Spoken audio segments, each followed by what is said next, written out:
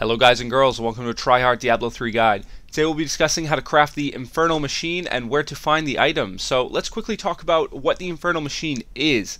Now what the Infernal Machine is something they've added in patch 1.0.5, which enables a player to craft this device which opens a portal to a new realm where you can fight 2 Uber bosses. Now if any of you don't know what Uber bosses is, what it is, it's like a souped up boss. It's extremely difficult. Now, when you fight these Uber bosses, you don't fight them one at a time. You fight them 2 at a time, and I can tell you right now, it is quite a challenge.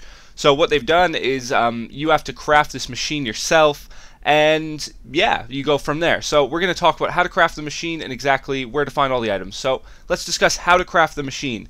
Now to craft it, you're going to need 3 keys and the Infernal Machine plan. Now these keys can only be found on the Infernal difficulty, doesn't matter what monster power level you have, and they're not guaranteed drops. Now, the keys are found in Acts 1, 2, and 3, and then the Infernal Machine plan is found in Acts 4. In a minute, we're just going to kind of go over exactly where in the Acts you can find them, and yeah, just the quickest way to find them. Now, let's talk a bit more about the Infernal Machine.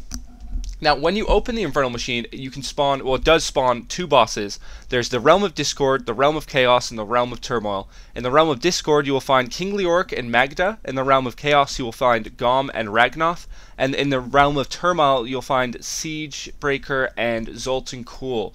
Now, as you can, imagine, if these bosses are going to be on Inferno, compared or combined with each other and given more damage and abilities, it's going to be pretty hard, and it is. So let's get started. Alright, I just want to take a second to talk about the actual drop chance on the keys. It's not a guaranteed drop, as probably most of you know trying it. You do need a 5-stack of Nephilim Valor to actually have it drop at all, so you need to farm out the 5-stack.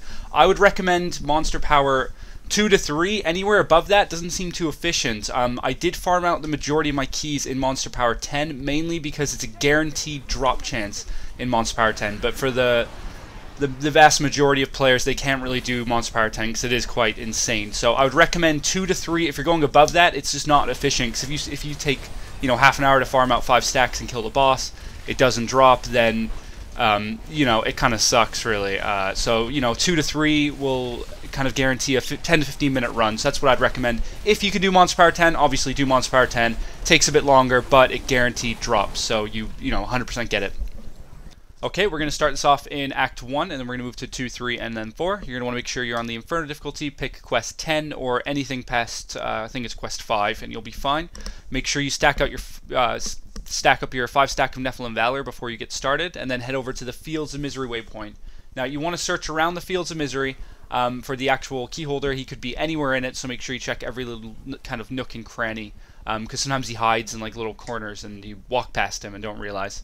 So once you get that key, head over to Act 2, preferably start on the last quest again, and then start the game up. Make sure it's on the Inferno difficulty once again, obviously, it's the only way it'll drop. And then once you're in Act 2, head over to the Delgar Oasis, and again, make sure you search everywhere in the Delgar Oasis, because it can be a pain in the butt, kind of looking everywhere for him. It's a big area, and it can be very frustrating to farm if you're not farming on monster power 10. It does take a little while.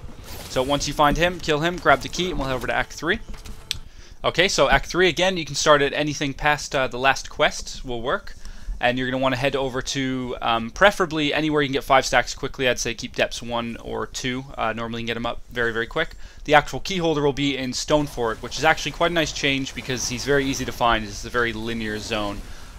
Quite easy boss as well. So once he's dead and you have the key, we're going to head over to Act 4, where we'll find the actual plans to combine all 3 keys. Okay, so in Act 4, again, start at the last quest, anywhere you can get to the Silver Spire level 1. I'll quickly tell you to get there.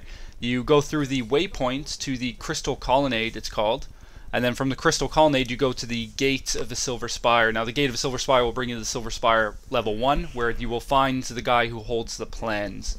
Act 4 can be quite annoying because the elite packs are really spread out, but you just got to keep at it and keep farming. You'll get the 5 stacks and kill the boss, and he'll eventually drop the item, hopefully for you. But yeah, he's probably one of the harder bosses for ranged classes, that's for sure. But once you have the plans, we're going to go and teach you how to actually make the key and where to go from there. Now, with the key, you're going to want to craft it at the blacksmith. You teach it to the blacksmith, as usual.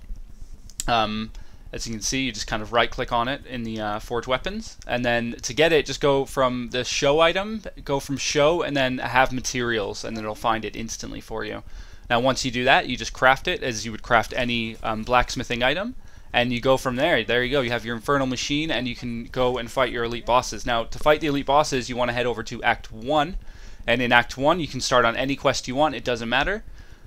Make sure you set the monster level depending on what you can kill it on, because if you reset the game, you will not be able to go back in and use the same Infernal Machine. You have to farm out a new one. So if you can't do 10, don't load it up on 10. Load it up on 1 or 2 or 3 or 4.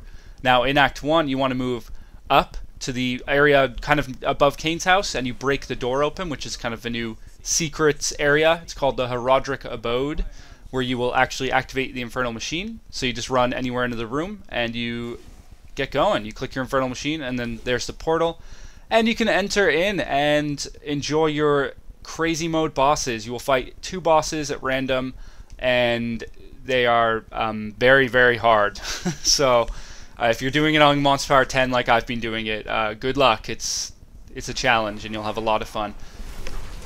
Alright guys, that about wraps it up for today's guide. I hope you enjoyed it. Don't forget to subscribe and like the video if you found it useful. I got lots more Diablo 3 content coming out. As many of you know, I'm doing the 1.0.5 updated class guides. I will be including 3 specs in each one. Each spec, well, up to 3 specs in each one. Each spec will be covering monster powers 1 through 3, 3 through 7, and then 7 through 10, as each level of monster power can use a different spec because it's completely different game. It's insane. So yeah, that's stuff to look forward to, as well as World of Warcraft's content coming out as well. If that's your thing, that's awesome. Hopefully you guys kind of enjoy it.